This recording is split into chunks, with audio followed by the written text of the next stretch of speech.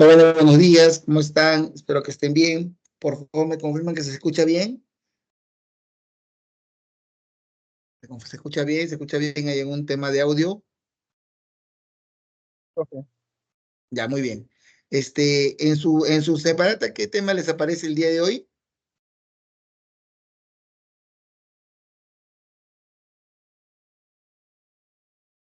Pueden revisar, por favor, para confirmar. Dice apreciación crítica del arte. Ya, excelente. Entonces, vamos a hacer lo que sería el tema de una revisión ya de los movimientos artísticos que están presentes en la historia del arte, principalmente vinculados con lo que es el tema de la pintura. Ya, el arte, digamos, por excelencia, ¿no? El que de repente más se ha desarrollado es el tema de la pintura, y vamos a ver cómo es que esta arte ha ido evolucionando y cambiando con el tiempo, ¿no? Definitivamente, vamos a ver que en estas propuestas hay mucho de repente de la filosofía estética, ¿no? De lo que habíamos propuesto en su momento que tenía que ver con el arte, ¿no? Y vamos a darnos cuenta de eso para poder realmente valorarnos y saber que sí se está haciendo, considerándose, ¿no? Estos puntos al momento de trabajar lo que es el tema de la estética. Vamos a compartir pantalla. Ya, entonces, ¿no?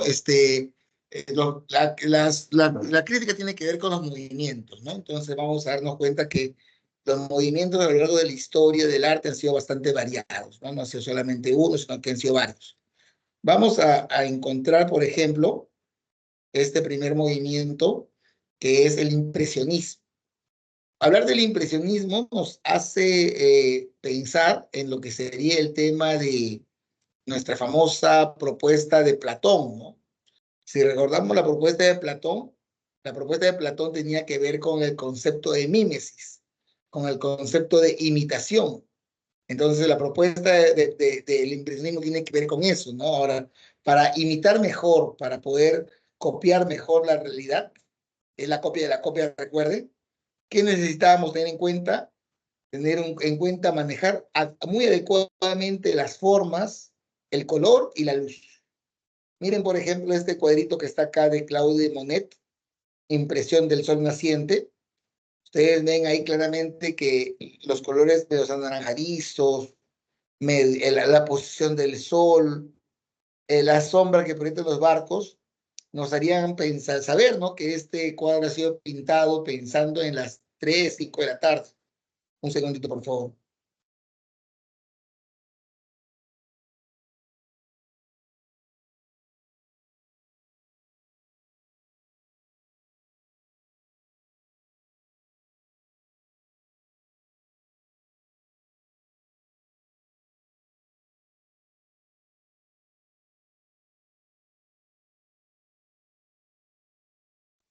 Ya, entonces teníamos que ver que el impresionismo tiene que ver con el tema de los colores, de las formas, ¿no? Entonces, la idea es copiar lo más fidedignamente posible estos elementos.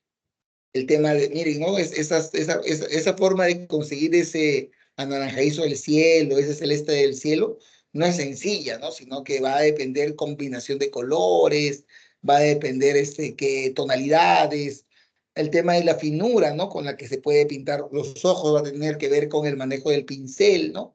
Entonces, realmente la técnica que nos hablaba Aristóteles también está muy presente en el impresionismo, ¿no? Es un movimiento francés, ya en el que la idea siempre va a ser el que sea muy, muy, muy parecida a la realidad. Mientras más se parezca a la realidad, es mejor. Un cuadro que, miren, el tema del bar del Folie Berger de Manet, con más razón todavía, ¿no? Realmente haber conseguido ese color de cabello, ¿no? Esa de repente forma de la parte de atrás, ¿no? En la sombra, en lo que sería el espejo que está detrás de la señorita. Miren los detalles de los botones de la chompa, el detalle del dije en el cuello, los detalles de las etiquetas de las botellas, los detalles también de las mandarinas, ¿no? Que tienen esa tonalidad, ¿no? De la fruta, ¿no? Que es diferente a una tonalidad lisa de una mesa, de una pared, ¿no? Miren, de repente incluso las personas que están atrás, ¿no? En el espejo mostradas, ¿no? Todo hace mostrar de que hay realmente una maestría, una gran posibilidad de poder copiar, ¿no? Fidedignamente la realidad, ¿no? Bastante claro, ¿no? Bastante punto, ¿no? En este momento también de repente podríamos encontrar lo que eran los famosos modelos, ¿no? Ustedes habrán visto de repente algunas películas que cuando alguien estudia arte, a veces le paga un modelo para que el modelo se pare frente a uno y no se mueva durante 4 o 5 horas, ¿no? Para que el pintor pueda representarlo de manera muy fidedigna, ¿no? Lo que se quiere hacer, ¿no? O el paisaje, ¿no? También, ¿no? Viendo el paisaje de manera estática, ¿no? De tal manera que refleje un momento, un instante, clara la pintura, ¿no? Pues todo esto es parte del impresionismo, ¿no? El tener que copiar, ¿no? Muy, muy claramente lo que sería el tema de la realidad, ¿no? Pues ahí se ve bastante la propuesta, ¿no? Que decíamos de estos dos personajes muy importantes, Platón y Aristóteles, quien de alguna manera nos van a mostrar, ¿no? Que realmente nos va a tener en cuenta. Ahora, hay una cosa interesante, ¿no? Ya para 1830 y más para esta época de esta época ya la fotografía empezaba a aparecer con fuerza, ¿no? Ya la cámara fotográfica, y ustedes saben de que la cámara fotográfica va a representar de mejor manera lo que sería la realidad, ¿no? Primero es cierto, en blanco y negro, y esa era la ventaja que tenía el impresionismo, que tenía color. Entonces el color de la fotografía no lo tenía el impresionismo, pero luego ya con la aparición de la fotografía, ya una pintura que quiera copiarlo ya queda un poquito relegada, ¿no? Porque si ya tenemos una fotografía, ¿para qué hacemos una pintura, no? La idea del impresionismo era, oye, yo nunca he ido a la playa, pero ¿cómo es una playa? Que de repente ver una foto de la playa me ayuda a saber cómo es una playa, ¿no? De repente la idea del impresionismo es, oye, yo nunca he visto al rey, pero ¿cómo es el rey? Entonces un retrato del rey o de alguna persona me ayuda un poquito a ver qué es lo que puede hacer, ¿no? Oye, yo nunca he visto de repente cómo es una fiesta en Ayacucho. Entonces, un dibujo, una vista en Ayacucho me muestra cómo es esa fiesta, ¿no? Entonces, pero ya con la fotografía, ya tendría yo una imagen más fidedigna, más nítida de lo que se está representando, ¿no? Entonces, la fotografía hace también de que genera también, ¿no? De que surjan nuevos movimientos vanguardistas, ¿no? Vanguardia tiene que ver con lo novedoso, con la experimentación, ¿no? Y ahí nos encontramos con un movimiento que sí ya rompe un poco con Platón y con Aristóteles, es decir, que ya no considera solamente la imitación como criterio de arte, sino que el modernismo que sale en Europa y en Estados Unidos en 1890, lo que nos muestra es dos cosas. Primero, incrementar los materiales en los que se puede hacer arte, y segundo, los temas de arte. ¿Qué podemos? Modernismo tiene que ver con moderno, ¿no? El moderno tiene que ver con experimentación. De repente ustedes han visto, ¿no? Los caligramas. Los caligramas tienen que ver con el modernismo porque ya las palabras se empiezan a escribir, ya no en forma como la conocemos nosotros a través de los renglones, sino en forma de corazón, sino en forma de repente en forma de corazón, de repente en forma de un círculo. Entonces vemos de que hay una experimentación con lo que es la forma de pintar. En el caso de la pintura, vemos algo bien clarito, ¿no? Primero, que el arte empieza a dejar de ser un poco elitista. ¿Por qué? Porque uno se da cuenta de que hacer arte era muy caro. Imagínense ustedes, ¿no? Teníamos que tener pinceles de diferente grosor, de las cerdas, ¿no? Pinceles de diferente también tamaño de las cerdas. O sea, una cantidad de pinceles bastante amplia. Teníamos que tener acuarelas. Teníamos que tener una gran cantidad de lo que puede ser acuarela para poder combinarlas y poder hacer colores cada vez más realistas, ¿no? Teníamos que tener también el tema del lienzo, ¿no? El lienzo donde pintábamos. Pero los modernos se dan cuenta que uno puede hacer arte en cualquier lugar. Miren, por ejemplo, dónde hizo arte en el beso de Gustav Klimt o en La Virgen. Se dan cuenta que de repente los azulejos, de repente las mayólicas, de repente un pedazo de madera, de repente un pedazo de cemento, podría ser un lugar donde se pueda hacer arte. Entonces ya no hay una preocupación porque se parezca, ¿no? Yo no veo realmente que esta cabeza del caballero con esta cabeza de la señorita que aparece en el beso, sean realmente trabajadas de manera nítida, ¿no? Sino que lo que veo más bien es la expresión de algo cotidiano como el beso. Es decir, ¿no? Los modernistas agarraban y pintaban cualquier cosa que les pueda parecer algo que pueda ser representado. Ya no vemos esa idea del modelo, ¿no? Ya no estoy seguro que Gustav Klimt no le pidió a dos personas que se besen durante 4 horas para pintarlos, sino que expresó principalmente cómo se podía producir ese beso, ¿no? Miren la parte del pie, ¿no? La parte del rostro, ¿no? De estos personajes no son tan realistas, ¿no? Sino que son más bien un poquito más, menos realistas, ¿no? Igual en la Virgen, ¿no? En la Virgen también vemos de que no hay una preocupación de repente por representarla tal y como es, ¿no?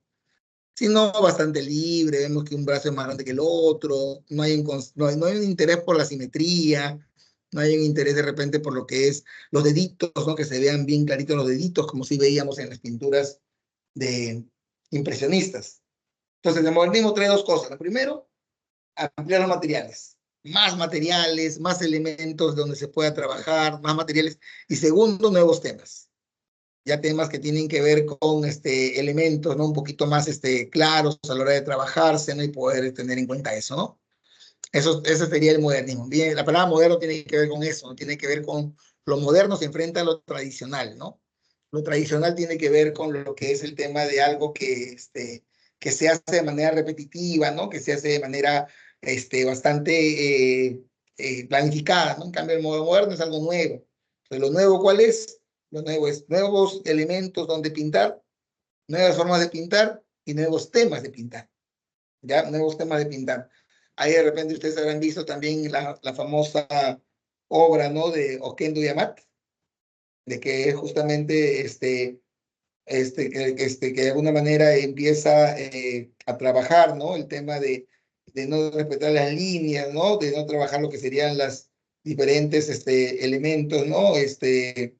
Estos puntos, ¿no? Entonces, ahí tenemos claramente también 5 metros de poemas, ¿no? Que son poemas que ya no respetan la linealidad del renglón, sino que se hacen de manera vertical, de manera paralela, en forma de círculo, ¿no?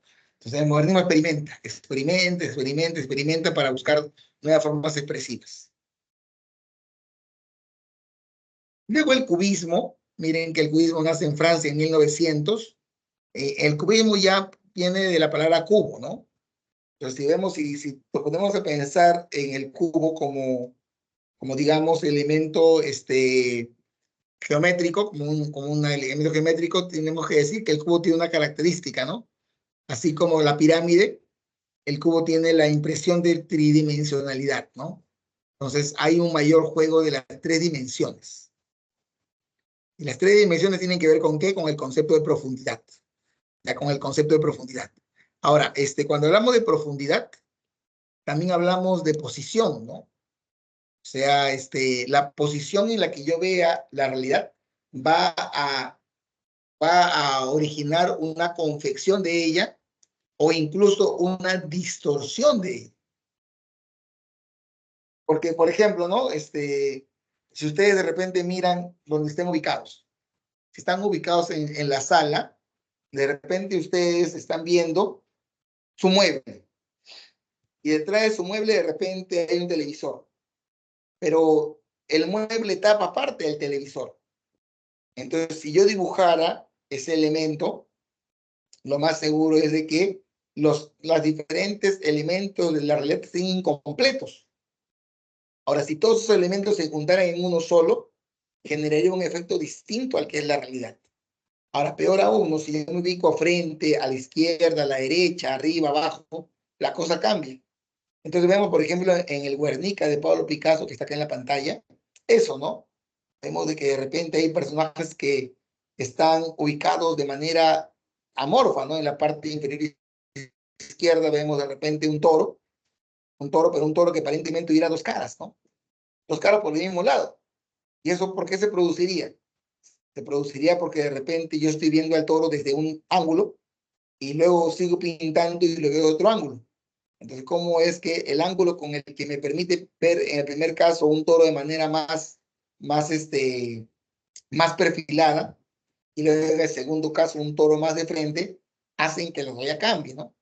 O de repente este hombre echado, que tampoco hay una pretensión de impresionistas, muestra una mano bastante distorsionada, ¿no? Muestra un pie bastante distorsionado, ¿no? Entonces, la preocupación va por ese tipo de cosas, ¿no? En el caso de la señorita de Miñón, también de Pablo Picasso, ahí vemos un poco más de estructura, ¿no? Ya vemos 4 señoritas, no dibujadas pensando en el impresionismo, porque tus ojos están un poquito chuecos, están un poquito negros, están un poquito deformes, también el mismo cuerpo, ¿no? No tiene una contextura formal, sino que se ven más bien rombos, se ven más bien líneas muy rectas, ¿no? Muy rectas, ¿no? Pero sin embargo se ve que hay 4 mujeres, ¿no? Ahora, la cuestión es que esa representación se produce, ¿no? Como para poder mostrar también esas características, ¿no? Pero no hay una intención, como decíamos, de representar la realidad, ¿no? Ahí también tenemos claramente esos elementos para poder realizar y conocer un poquito más del cubismo, ¿no? Que tiene que ver con líneas rectas, con líneas curvas, con profundidad, con complementariedad, ¿no? De figuras, con superposición de figuras, todo lo que tiene que ver con el cubismo, ¿no? Cubo, ¿no? Cubo es la palabra clave. El expresionismo, que nace en Alemania en 1912, ya rompe definitivamente con lo que sería el tema de la copia. Ya rompe con la mímesis, ¿no? Ya rompe con la idea de que debemos copiar fielmente la realidad, ¿no? Entonces sería un poco más kantiano, ¿no? Recuerdan que Kant decía, ¿no? De que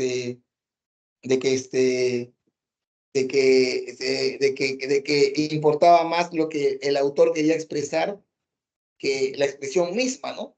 Entonces, cuando vemos de repente el grito de Edvard Munch, vemos de que este personaje no tiene una apariencia humana, ¿no? Yo no le veo pestañas, no le veo cejas, veo sus manos bastante alargadas, veo ojos demasiado redondos, ¿no? Veo una boca demasiada vertical, ¿no?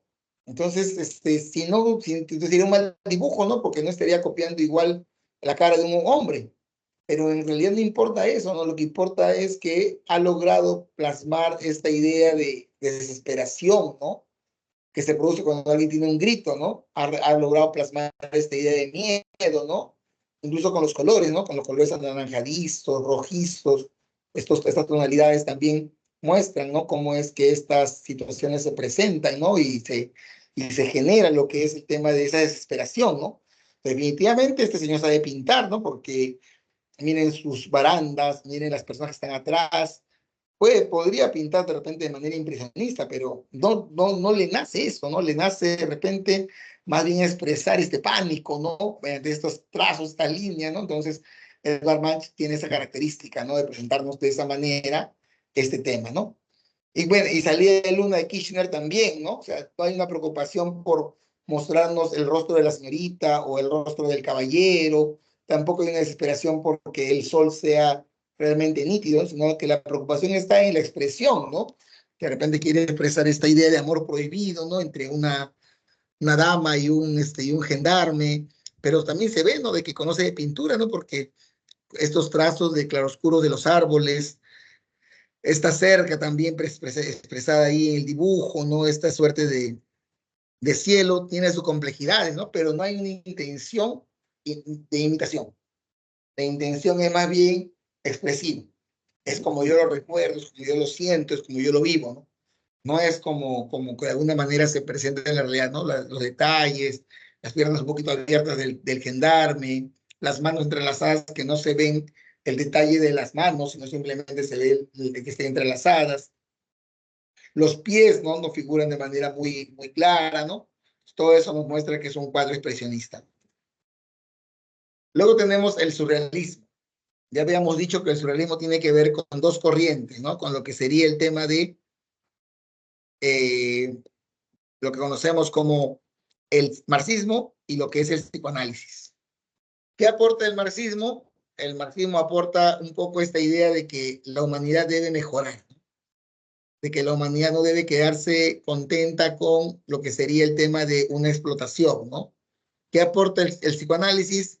la idea de lo onírico, ¿no? La idea del sueño, la idea de los sueños que de alguna manera deben estar presentes. Entonces, ¿qué es lo que hace el surrealismo? El surrealismo lo que hace es mostrarnos una realidad, pero que puede ser de alguna manera más interpretada, más valorada en función de nuestras propias experiencias, ¿no? Que sea un poco de alguna manera significativo para nosotros. Por ejemplo, acá tenemos a Salvador Dalí, ¿no? Salvador Dalí presenta la persistencia de la memoria. Veamos este cuadrito de la persistencia de la memoria. ¿Qué tiene de característica? Tiene características los relojes. Los relojes son muchas veces considerados como una cárcel, ¿no? Para muchos es una cárcel, ¿no? Porque yo tengo que estar en el trabajo 8 de la mañana, tengo que llegar a almorzar a la 1, tengo que regresar a las 2, tengo que a las 4 hacer tal cosa. Entonces, este reloj puede ser interpretado para muchos como una cárcel, ¿no? Como una suerte de imposición, como una suerte de, de enemigo, ¿no? De repente también algunos lo pueden ver como este reloj, oye, pero este reloj está un poco doblado, ¿no? Y cuando uno está doblado, ¿qué refleja? Refleja cansancio, ¿no? De repente el tiempo está cansado, ¿no? De repente el tiempo está cansado, de repente el cansancio es tal que hasta el tiempo se cansa, ¿no? Pero también hay un desierto, ¿no? Y el desierto tiene que ver con la soledad, ¿no? Entonces, cada uno de repente va a tener una interpretación diferente de este dibujo, porque no quiere reflejar la realidad como los impresionistas, porque tampoco quiere expresar necesariamente algo que el autor quiera hacer, sino que deja de alguna manera al espectador que sea él, ¿no? Quien de alguna manera interprete lo que está viendo, quien de alguna manera pueda decir qué siente de ello. El autor tendrá una intencionalidad, ¿no? Pero el espectador es quien de alguna manera es dueño, ¿no? De cómo quiere interpretarlo, ¿no? ¿Por qué los rojos están doblados? ¿Por qué es un desierto? ¿Por qué de repente estos relojes marcan una determinada hora? ¿Por qué de repente hay un árbol roto? Entonces uno empieza a interpretar, ¿no? Los recuerdos, porque el tiempo, el reloj tiene que ver con tiempo, tiene que ver con recuerdos, tiene que ver con llegar, tiene que ver con partida, tiene que ver con muchos elementos, ¿no? Entonces, la presencia de un reloj nos provoca muchas cosas, ¿no? Y luego viene el tema de la golondrina de amor, que también, ¿no? Nos presenta golondrinas un poquito deformes, no buscando igualarse a la realidad, sino principalmente buscando qué es lo que se puede generar. Ahí tenemos clarito, clarito, clarito lo que podría ser estos elementos, ¿no? Ahora, el arte pop. El arte pop, el principal representante es Andy Warhol. ¿Quién es nuestro amigo Andy Warhol? Andy Warhol es nuestro amigo, alguien que de alguna manera nos muestra algo, ¿no? Nos muestra que es importante que el arte también deje de ser considerado solamente lo que aparece en un museo o en una pinacoteca, ¿no? O en un centro de arte. ¿Qué quiere decir? ¿O quiere decir de que el arte también estaría en la publicidad? ¿O acaso el hecho de que alguien haya pintado, ¿no? Una etiqueta no tiene algo de arte, ¿no?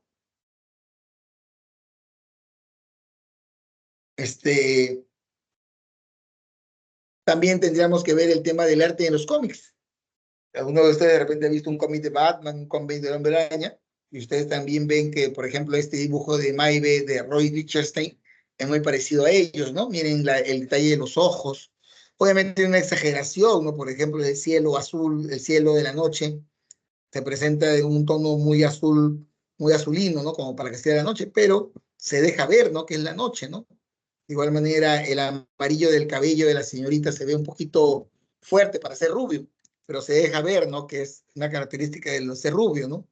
Hay detalles de ojos, de pestañas, que lo que quiere mostrar es que también esto es arte, ¿no? También sería arte de la publicidad. Por eso es que Andy Warhol, en una de sus obras conocidas como Latas de Sopa Campbell, muestra eso, ¿no? Simplemente es un dibujo de diferentes latas de sopa, ¿no? Porque son temas masivos. Recuerden que el arte pop, por la época que ya estamos presentes, ya hay una fuerte presencia de lo que es el tema del comercio, ¿no? Entonces, muchas marcas, Coca-Cola, Campbell, se hacen importantes, ¿no? Y se vuelven parte de la cotidianidad, ¿no? Y pueden ser también motivo, ¿no? De poderse producir en el arte, ¿no? Entonces, el arte pop tiene que ver con eso, arte popular, ¿no? Diríamos en temas de música, por ejemplo, el que ya se deja un poquito de lado el pensar que solamente el arte puede ser las famosas música clásica, ¿no? Sino que de repente la chicha, la cumbia, reclaman su estatus de arte, ¿no? Porque son también consumidas por gente, ¿no? Los símbolos populares, chacalón, en el caso de Perú, ¿no? Y símbolos que de alguna manera tienen que ver con una cultura no oficial, ¿no? Una cultura de repente paralela, ¿no? Que es muy importante, ¿no? Luego tenemos lo que sería el tema de las teorías sobre la belleza. Eh, entonces, ¿qué quería decir? Quiere decir que la estética se pregunta, ¿qué es la belleza? Entonces se pregunta si se puede determinar lo bello en función al deseo, el valor o el interés. En los tres casos que estaríamos mencionando, lo bello estaría relacionado con el sujeto, ¿no? Que es la propuesta de Adorno. Adorno, ya lo conocemos, Adorno nos hablaba del arte crítico, del arte emancipador, nos hablaba del arte como una crítica a la sociedad, ¿no? Pero lo que nos dice Adorno en cuanto a la belleza es de que el sujeto es quien va a decir si algo es bello o no es bello. O sea, yo decido si algo es bello o no es bello. ¿En base en base a qué decido? De repente la cultura, ¿no? Por ejemplo, una pintura en la India de una rata la puede mostrar de una manera diferente a cómo se pinta una rata en Perú. Porque en el Perú, de repente, la cultura nos hace pensar que la rata es algo asqueroso, un animal que no queremos, pero en la India, una rata es símbolo de prosperidad, no símbolo de abundancia, no es un ser divino, es un animal divino. De la forma como representemos la rata y el gusto que yo vea por el cuerpo de rata, va a tener que ver esa cultura que yo poseo. O también mis gustos, ¿no? De repente, para mí, una canción de amor a que me gustaba a los 14, ya a los 20 no me gusta tanto, ¿no? Y de repente a los 30 ya me gusta otra, ¿no? Y de repente a los 40 ya me gusta otra, ¿no? Entonces va a tener mucho que ver con mi sentimiento, ¿no? O de repente si yo en este momento estoy afrontando una desilusión amorosa, este poema de amor me va a parecer más sensible que si yo estoy en una etapa de bonanza sentimental, ¿no? Entonces va a depender mucho del sujeto. En cambio, Benjamin nos dice de que Benjamin es utilitarista, ¿no? Nos dice de que realmente el arte es algo objetivo, ¿no? Que no está en el sujeto, sino que está en el objeto, ¿no? También es parecido a lo que decíamos del valor, cuando hablamos del valor, igualito sería, ¿no? Una propuesta del valor y una propuesta de lo que sería estos elementos, ¿no? Ahí tenemos las teorías sobre la belleza. Luego tenemos aquí lo que son las principales expresiones artísticas, la pintura, la escultura, la literatura, la arquitectura, la música, el teatro y el cine, cada una con un énfasis, ¿no? La pintura enfatiza en el color, en la línea, en el trazo, la escultura en el volumen, la literatura en los géneros, ¿no? Poesía, lírica, narrativa, teatro, dramático, la arquitectura como que tiene que ver con las proyecciones del espacio y el espacio, ¿no?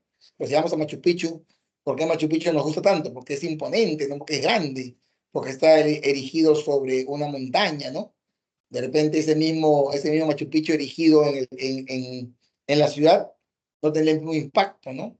Ese mismo Machu Picchu más pequeñito en sus paredes no tiene el mismo impacto, ¿no? Entonces la arquitectura tiene que ver con eso, ¿no? La música que tiene que ver con los sonidos, con los silencios, con notas musicales, con que sea agradable al oído. El teatro que tiene que ver con la gestualidad, con el discurso, con la música, con la escenografía. Y el último que se incorpora es el cine, ¿no? El cine como este elemento que tiene que ver con los fotogramas que también están presentes en este elemento, ¿no? Son las artes, ¿no? Luego tenemos que ver el tema de lo que llamamos que hay una vinculación entre arte, cultura, sociedad y estética. ¿Qué quiere decir esto? Quiere decir que el arte, o sea, lo que se presenta en las artes que vimos, literatura, tiene que ver mucho con la cultura de sociedad y la que mostramos. Por ejemplo, ¿no? Vamos a vincularlo con la cultura. Por ejemplo, la cultura tiene que ver con la gastronomía. Entonces, ¿en qué departamento veremos un cuadro de pescados? ¿En el de Piura o en el de Huancavelica? Lo más seguro que de repente en el de Piura, ¿no? Porque en Piura sabemos que por tener océano, por tener mar, por tener playa, un tema recurrente son los pescados, los peces. En cambio, de repente, en Huancayo vamos a reflejar papas, camotes, choclos, queso, ¿no? Entonces, no porque sea uno superior a otro, es simplemente porque la cultura tiene que ver con el arte. Yo manifiesto en mi arte lo que voy a hacer, ¿no? Lo que voy a realizar, ¿no? También con la sociedad, ¿no? La sociedad tiene que ver principalmente con la época, ¿no? Si de repente yo estoy en este momento de repente hay una crisis ambiental, de repente yo voy a pintar el Huascarán que se está derritiendo, ¿no? Entonces, una pintura de Huascarán pintada en el 2024 va a ser diferente a una pintura de Huascarán pintada en 1980, ¿no? Entonces, yo voy a representar eso, ¿no? Cómo se ha ido deshielando el Huascarán, ¿no? O de repente la independencia, ¿no? En la independencia lo más seguro es que uno de los temas más tratados haya sido justamente el tema de la independencia, ¿no? Ahora de repente ya va cambiando, ¿no? Entonces, todas esas cositas tienen que ver con el tema de los puntos, ¿no? Que tienen que ver con la sociedad y la cultura, ¿no? Entonces, los temas van cambiando. En Francia, de la Revolución Francesa, los cuadros tendrán que ver tendrán que tratar sobre la Revolución Francesa, ¿no? En el caso de la independencia peruana, como Lima Antigua de Pancho Fierro, las fiestas, ¿no? que se tornaban en torno a esa independencia. De repente, en febrero pintar sobre carnavales, serían algunos de los puntos que hay que tener en consideración en la relación entre arte, cultura, sociedad y estética. Ahora, el arte también se relaciona con la pedagogía, ¿no? Cuando somos niños, de repente muchos hemos tenido que, tiene que de alguna manera presentar eso, ¿no? Tiene que presentar de repente esa idea de enseñanza, de repente cuando nos enseñaban cantando, ¿no? De repente cantábamos en dos, y dos son cuatro, cuatro y dos son seis, o de repente cuando nos hacían para aprender a tildar con aplausos, ¿no? Aplaudíamos, entonces el arte nos sirve, también nos puede, para educar, ¿no? Pensemos en el caso de repente de la pintura, perdón, de la música. Platón decía que la música es muy importante para la pedagogía, pero él, por ejemplo, estaba en contra de la flauta. Él decía que la flauta era un instrumento que hacía salir las pasiones. Él recomendaba el uso de la lira y la cítara, ¿no? Que elevaban el ánimo, ¿no? Entonces ahí se ve claramente el tema de la música como un espacio, ¿no? Para poder enseñar, ¿no? Luego tendríamos que ver el tema de el arte como signo de poder y riqueza. ¿Qué quiere decir esto? Quiere decir que la gente que tiene arte es considerada bastante millonaria, ¿no? Cuando ustedes van a una casa y en la casa tienen que lo que sería la idea de lo que es el tema de un cuadro de Dalí o un cuadro de Miguel Ángel, va a decir, oye, ¿qué tal cuadro? Entonces lo ves como alguien que tiene poder, ¿no? Que tiene riqueza, ¿no? De repente han visto ustedes en las famosas subastas, ¿no? Se subasta un cuadro, ¿a cuánto? 1.000 soles, el otro pone 2.000 soles, otro pone 3.000 soles. Pero ¿por qué vale tanto el cuadro? Porque de alguna manera va a dar un estatus de poder, de riqueza, ¿no? El arte, su función moral tiene que ver con el hecho de que lo que se puede promover también en el arte, ciertos sentimientos, ¿no? Ciertos elementos que puedan motivarnos a promoverse, ¿no? Por ejemplo, ser fraterno. Por ejemplo, podemos representar en el arte a alguien que está ayudando a un pobre. Entonces estamos poniendo la solidaridad. Podríamos mostrar de repente en un cuadro que de repente alguien lucha por sus sueños. Entonces, vemos ese tipo de, como para poder promover valores, ¿no? Por valores sentimientos que puedan ser bastante importantes para la sociedad, ¿no? El arte como forma de conocimiento, ¿se acuerdan que Kant nos decía, ¿no? Que lo subjetivo se puede volver objetivo si es que uno de alguna manera se da cuenta de la complejidad que tiene el arte, ¿no? Entonces, también, ¿no? El hablar sobre arte, el poder criticar una película bien, una obra teatral, el poder criticar una pintura, ¿no? Todo eso tiene que ver con todo eso tiene que ver con el tema del arte como forma de conocimiento, ¿no? O sea, Heidegger, Kant tiene que ver con eso, ¿no? El arte como crítica a la sociedad tiene que ver con el hecho de que el arte sirva, ¿no? Para poder mostrar los problemas que hay en la sociedad.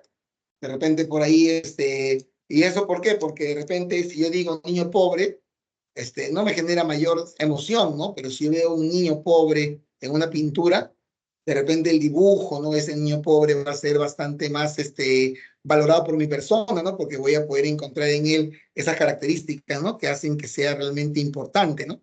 Entonces ahí podemos encontrar eso, ¿no? También, ¿no? En esta época, como vemos, Adorno, Mariátegui, que tienen una influencia marxista, el arte estaba muy presente en lo que sería el tema de esta dualidad entre un mundo burgués y un mundo proletario, ¿no? Generalmente al burgués, al capitalista se le presenta como alguien gordo, ¿no? Y esa gordura tiene que ver con los excesos, ¿no? Que de alguna manera puede tener por el placer, por la bebida, ¿no?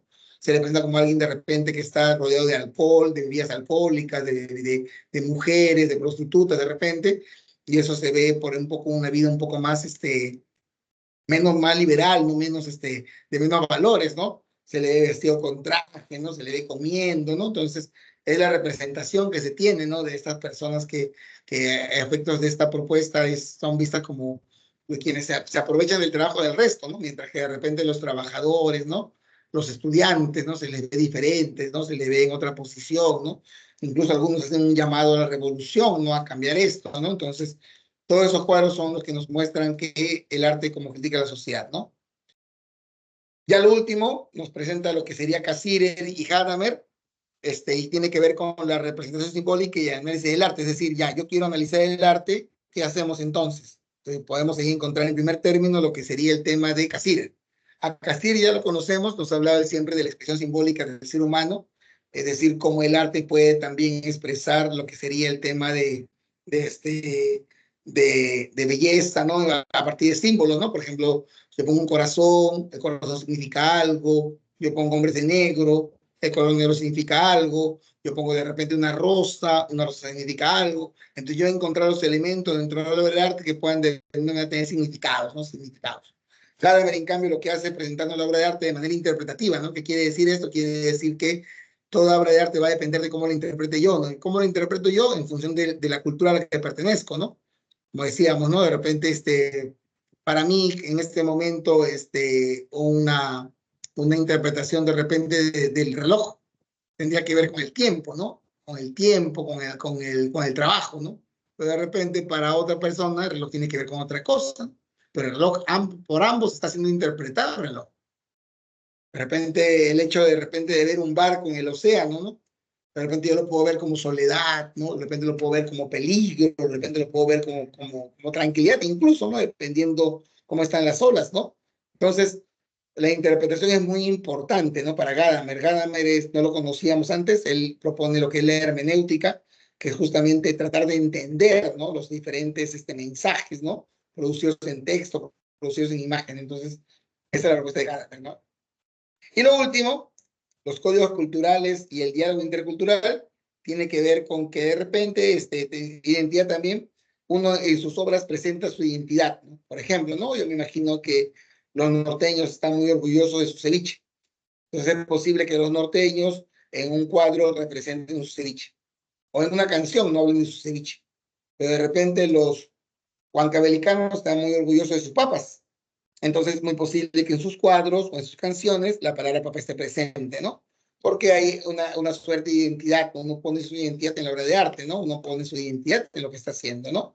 Entonces esa identidad se ve reflejada en códigos culturales que de alguna manera tienen un significado, un valor en la cultura, ¿no? Entre la cultura, pero que también deben ser respetados, ¿no? Deben ser respetados de una manera intercultural, ¿no? Por ejemplo, ¿no? Un católico de repente quiere pintar lo que es las paradas de Cristo en la Semana Santa.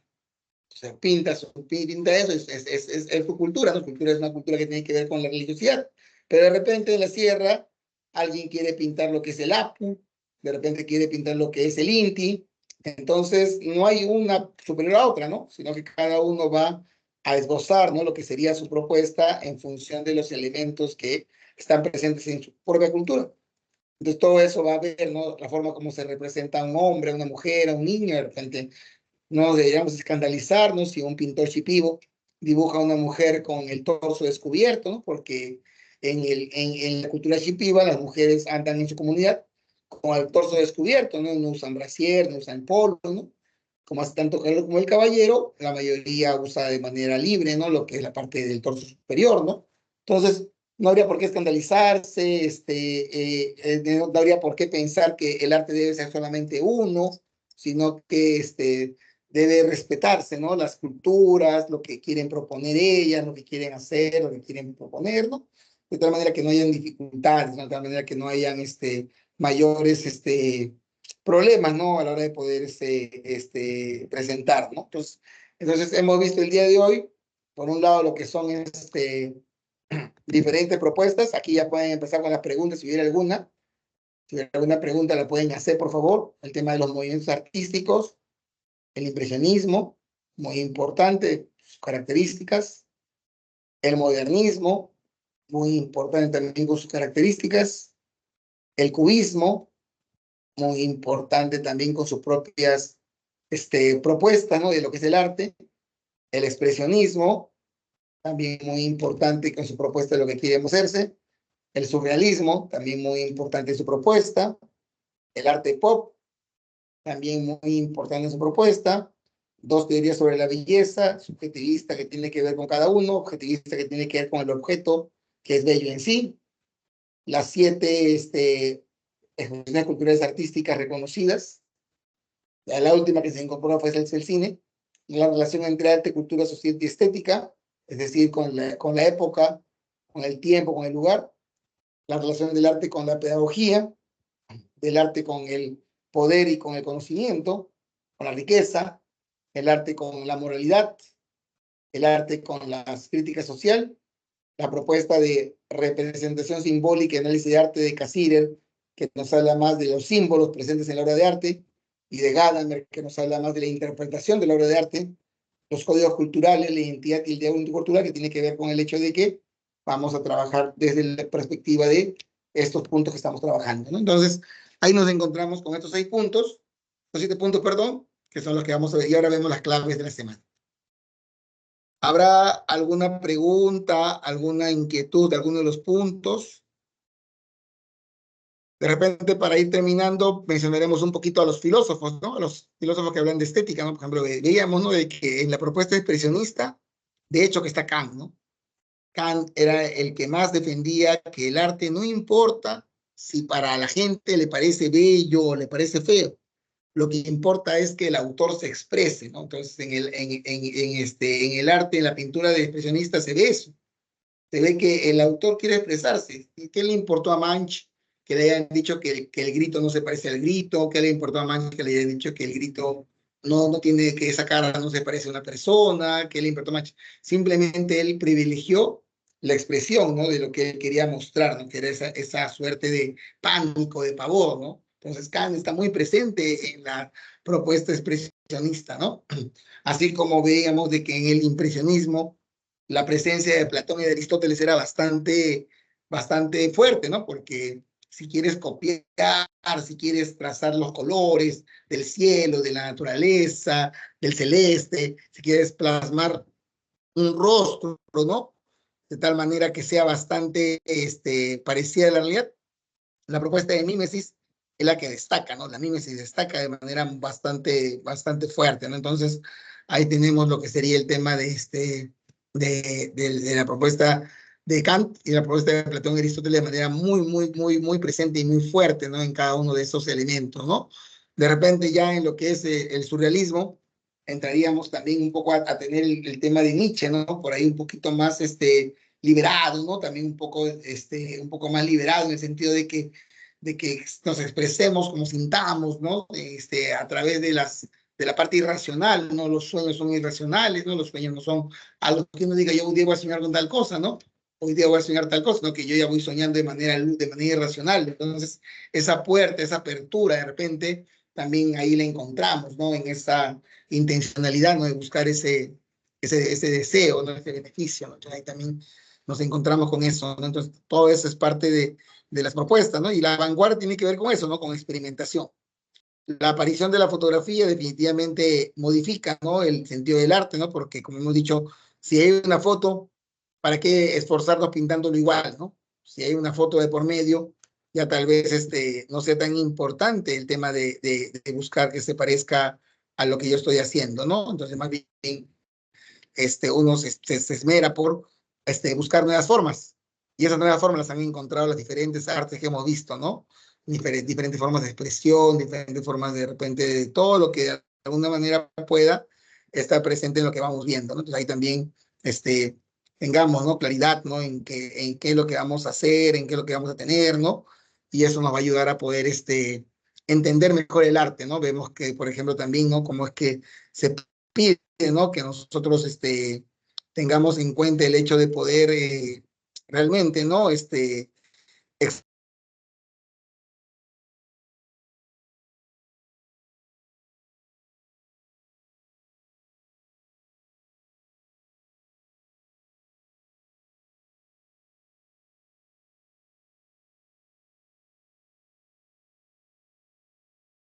Ahí se me fue la señal un minuto, vamos a volver a compartir las respuestas. Las respuestas Y decíamos, ¿no? De que el arte tiene que ver con todo esto, ¿no? Con toda esa carga simbólica, esa carga interpretativa, ¿no? Que debemos siempre tener en cuenta y poder atender, ¿no? Entonces ahí también tenemos esos elementos para poderlos trabajar, ¿no? ¿Habrá alguna pregunta final en estos últimos minutos?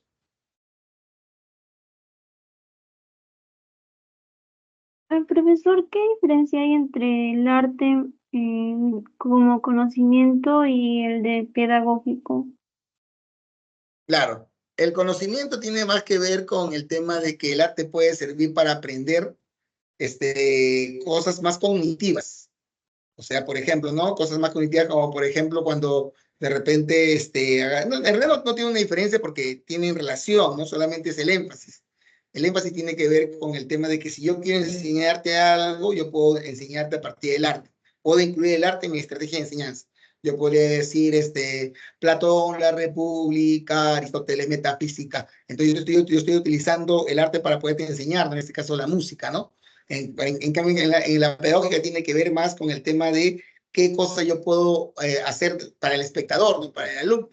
El alumno de repente requiere, si yo quiero que el alumno de alguna manera esté más concentrado, de repente le pongo una música más clásica, entonces eso va a motivar al alumno, ¿no? Tienen relación bastante, pero el conocimiento tiene que ver más con lo general, con el tema de cómo yo promuevo el conocimiento a través del arte, y la pedagogía tiene más que ver con el tema de las, de los puntos, ¿no? Que de alguna manera el chico puede considerar para aprender mejor, ¿no? Para aprender mejor, o sea, de repente yo le puedo poner una película ahorita sobre la Segunda Guerra Mundial, entonces en vez de hablarle sobre la Segunda Guerra Mundial, conoce sobre la Segunda Guerra Mundial a partir de la película. Perfecto, ¿no? Entonces ahí están ustedes conociendo sobre la Segunda Guerra Mundial. Y la pedagogía tendría que ver, ¿no? Que utilice esta película para que aprendan, ¿no? Ya tiene que ver más con el tema de lo que vamos a hacer para aprender. Pero no hay una diferenciación, ¿no? O sea, no le va a venir en el examen alguna que las contraponga, ¿no? Sino más bien que se van a poder, digamos, complementar, ¿no? Complementar. ¿Alguna otra inquietud, consulta que haya surgido?